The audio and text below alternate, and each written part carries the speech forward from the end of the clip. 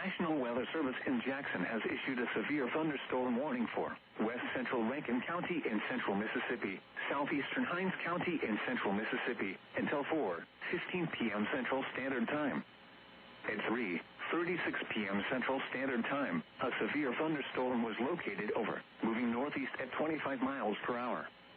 Hazard, 60 miles per hour wind gusts and quarter-size hail. Source, radar indicated. Impact, hail damage to vehicles is expected. Expect wind damage to roofs, siding, and trees. This severe thunderstorm will be near Jackson around 3:40 p.m. Central Standard Time. Richland around 3:50 p.m. Central Standard Time. Pearl around 4 p.m. Central Standard Time. Flowood around 4:05 p.m. Central Standard Time. Brandon around 4:10 p.m. Central Standard Time.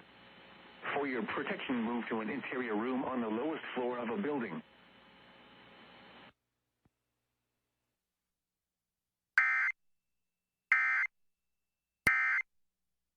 Your weather forecast from the radio people. Your home deserves